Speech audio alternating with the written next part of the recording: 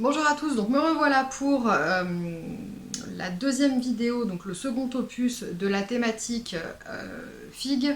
Donc je vous conseille de regarder le premier volet avant de terminer de visionner celle-ci.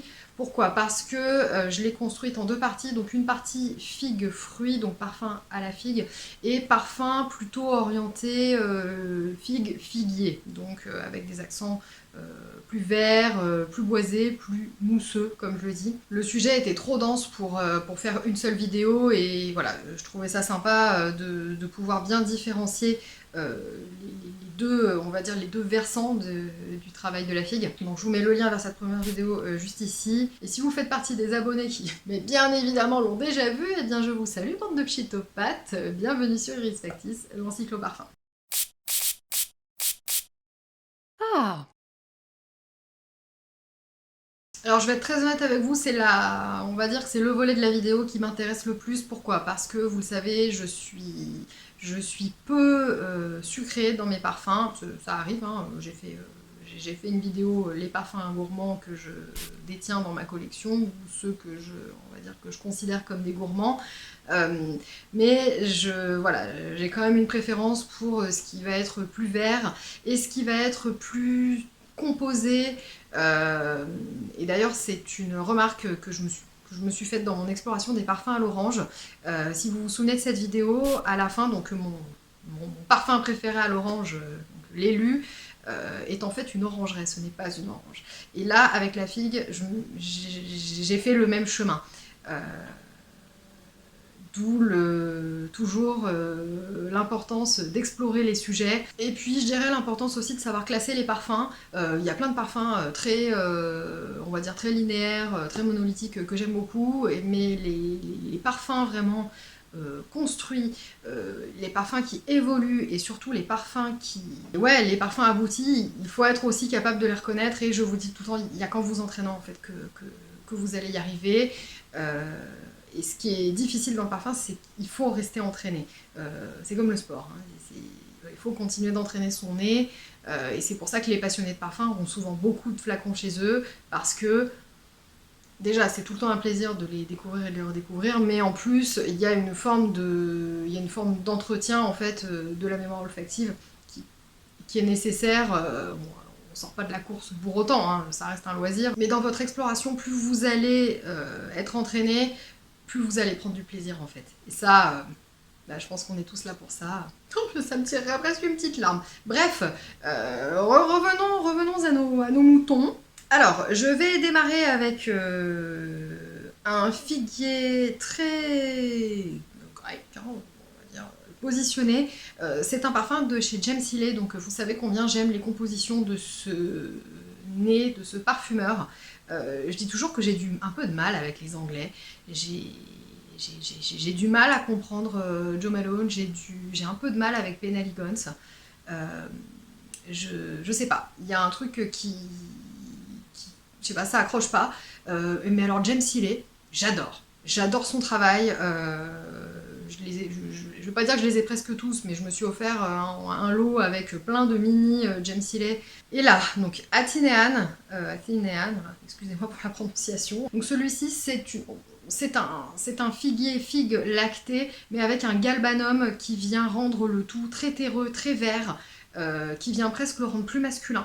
Et justement, c'est l'ambivalence de la douceur de la figue et du côté très terreux, très vert, apporté par le galbanum, qui va rendre le parfum intéressant. C'est pas un parfum que je trouve très fort, il a une tenue assez moyenne, mais alors, dans la construction, il est très différent des parfums que je vous ai présentés dans la première vidéo, mais vraiment à découvrir, et comme quoi les interprétations par différents parfumeurs est quand même mais tellement intéressante quoi. Donc celui-ci je l'ai pas dans mes petits 15 ml, mais il est clairement dans mon viseur parce que j'adore. Toujours dans les constructions, euh, je ne peux pas ne pas vous parler, donc je ne pouvais pas ne pas vous parler de Philosykos dans la précédente vidéo. Je sais pas si vous êtes passionné de parfum, vous connaissez Philosykos de Diptyque, c'est obligé. Donc c'est un parfum qui a été composé, signé par Olivia Giacobetti.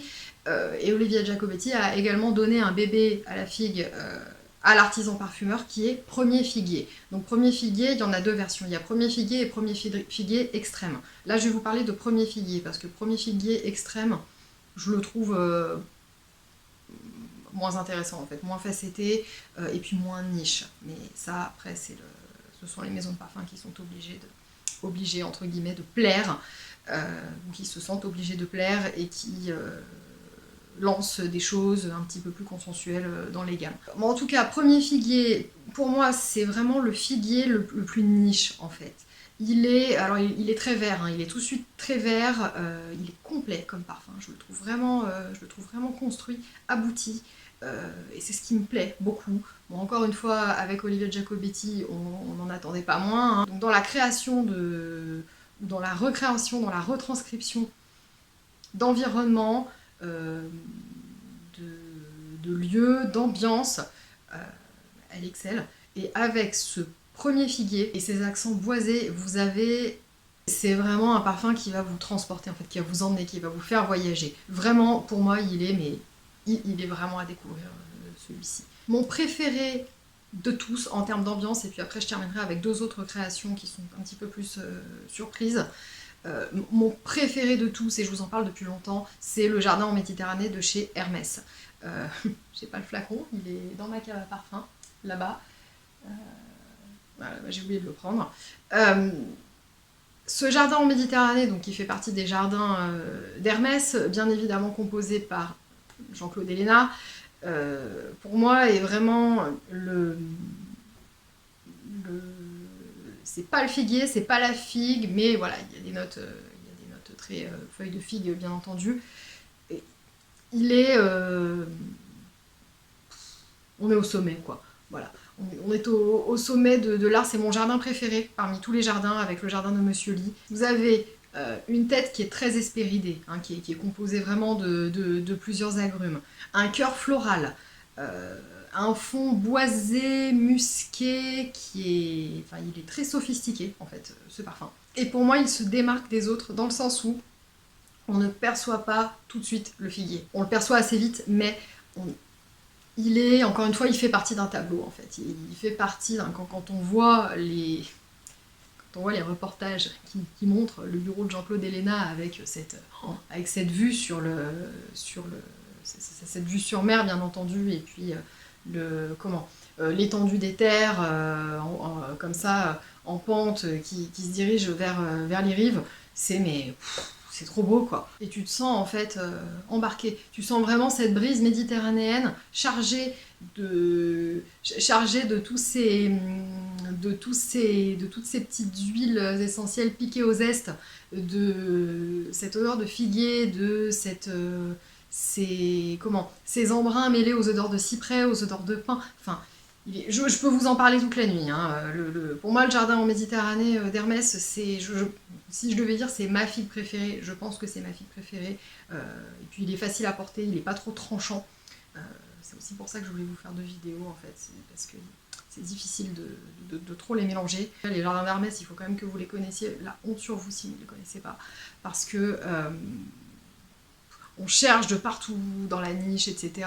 On pense qu'il faut que ce soit le plus cher possible pour être le plus beau. Non, je suis pas du tout d'accord. Vous n'êtes pas obligé de payer votre parfum une blinde, de le payer 300 € les 100 ml pour que ce soit un parfum magnifique. Pour moi, le prix et le circuit de distribution ne font pas toujours la qualité. Bon, ok, attendez, je me lève. J'y vais. J'ouvre la grotte réfrigérée, la cave à parfum. Hop. En fait, celui-ci c'est un backup. J'en ai des tubes pour le sac à main. Mon Dieu, j'adore. Je peux pas le laisser vieillir et c'est pour ça que je l'ai mis dans la cave. Bon, c'est pas un parfum rare du tout, hein. J'espère qu'Hermès ne va pas avoir la mauvaise idée d'arrêter ce genre de choses. Et d'ailleurs, vous voyez, juste pour l'intérêt de la chose, je pense qu'il a un peu vieilli. Je pense que le jus a un peu foncé. Parce que je le trouve quand même très jaune, très doré. Oh là là. Alors, je vous fais un rajout spécial pour un parfum que j'ai découvert à la parfumerie La Majestueuse à Bordeaux. Donc, c'est un parfum de la marque de la maison Godet. Je pense que vous reconnaissez ces flacons-là. Donc, c'est sous le figuier. Et comme son nom l'indique, effectivement, on a tout le figuier en même temps, c'est-à-dire qu'on a la feuille de figuier, on a vraiment les odeurs fruitées, Et dans la pyramide, la maison annonce même de la sève de figuier. Alors je connais pas l'odeur de la sève de figuier. Cependant, effectivement, je le trouve très réussi, très complet. Et en fait, ce que j'aime beaucoup dans celui-ci, c'est que il est très lacté, hein. Il est très lacté, il est très rond, il est très enveloppant. Vraiment, c'est vraiment un de mes préférés. Outre le fait que j'adore le flacon, oui voilà, je danse avec le flacon. Vraiment, je trouve que le coup de génie, ça a été de sucrer, d'arrondir l'ensemble avec la tonka. Et en fait, il y a moins cet effet sucre que je n'aime pas qu'avec le santal, notamment, qui va créer un effet coco. Là, avec la tonka, on a quelque chose d'arrondi, de voluptueux, qui est juste nickel. Et franchement, pour ça, c'est vraiment un de mes préférés et une des plus belles interprétations que j'ai pu trouver. Et je termine cette vidéo qui aura été, on va dire courte mais efficace, avec la plus belle surprise que j'ai eue pendant mon exploration.